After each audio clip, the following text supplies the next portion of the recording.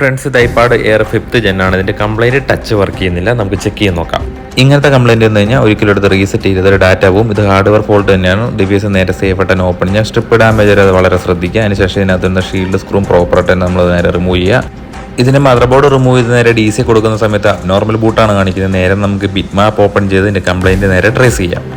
നമ്മൾ ചെക്ക് ചെയ്യുന്ന സമയത്ത് ടച്ച് കണ്ടന്റ് വാല്യൂസ് എല്ലാം നോർമലാണ്. നേരെ ടച്ച് ഐസിലേക്കാണ് പോകുന്നത്. പ്രൈമറി സെക്ഷൻ ഓക്കെയാണ്. സെക്കൻഡറി സെക്ഷൻ എവിടെയാണ് ഷോർട്ട് കാണിക്കുന്നത്. നമുക്ക് നേരെ അതിൻ്റെ ഷീൽഡ് കട്ട് ചെയ്യാം. ഷീൽഡിനകത്താണ് IC വരുന്നത്.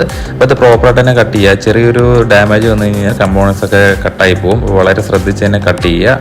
നമ്മൾ കട്ട് ചെയ്യുന്ന സമയത്ത് അതിനകത്ത് വരുന്ന ഡസ്റ്റ് ഉണ്ട്. അത് നല്ല ബ്ലോവർ അടിച്ച് നീറ്റായിട്ട് ക്ലീൻ ചെയ്തതിന് ശേഷം സെക്കൻഡറി സെക്ഷനിലാണ് ഷോർട്ട് കാണിക്കുന്നത്. ഷോർട്ടായ സെക്ഷൻ നമുക്ക് നേരെ ട്രേസ് ചെയ്യാം. നേരെ തെർമൽ വഴി ചെക്ക് ചെയ്യുന്ന സമയത്ത് ഒരു കമ്പോണന്റ് ഹീറ്റാന്ന് കാണാം. അതൊരു കപ്പാസിറ്റർ ആയിരുന്നു. ഷോർട്ടായ കപ്പാസിറ്റർ റിമൂവിന് ശേഷം സെയിം വാല്യൂ ഉള്ള കപ്പാസിറ്റർ നേരെ റീപ്ലേസ് ചെയ്യാം. നീറ്റായിട്ട് ക്ലീൻ ചെയ്തതിന് ശേഷം വാല്യൂ ചെക്ക് ചെയ്യുന്ന സമയത്ത് നോർമലാണ് കാണിക്കുന്നത്. ഡിവൈസ് ഫുള്ളായിട്ട് ക്ലോസ് ചെയ്തതിന് ശേഷം നമുക്കൊന്ന് പവർ ഓൺ ചെയ്ത് നോക്കാം. നിങ്ങൾക്ക് കാണാൻ പറ്റും ടച്ച് ഇപ്പം നോർമൽ രീതി വർക്ക് ചെയ്യുന്നുണ്ട്. കംപ്ലൈൻറ്റ് ക്ലിയർ ആയിട്ടുണ്ട്. ഇതിൻ്റെ സെറ്റപ്പ് എല്ലാം ഒന്ന് ഫുള്ളായിട്ട് കംപ്ലീറ്റ് ചെയ്യുക. കസ്റ്റമർ റീസെറ്റ് ചെയ്തതാണ്. ഇപ്പം ഇതിൻ്റെ നോർമൽ രീതി ഹോം സ്ക്രീനിലോട്ട് എത്തിയിട്ടുണ്ട്. എല്ലാ ഫംഗ്ഷനും ടെസ്റ്റ് ചെയ്ത് നോക്കുക. എല്ലാ ഫംഗ്ഷനും നോർമലാണ്. വേറെ ഇഷ്യൂസ് ഒന്നുമില്ല. കംപ്ലൈൻറ്റ് ഓക്കെ ആയിട്ടുണ്ട്. ഇതുപോലത്തെ വർക്കുകൾ പഠിക്കാൻ താല്പര്യമുള്ളവർ താഴെ കാണുന്ന നമ്പറിൽ കോൺടാക്ട് ചെയ്യുക. അപ്പോൾ നമ്മുടെ വീഡിയോ ഇഷ്ടപ്പെടപ്പെടുകയും മറക്കല്ലേ.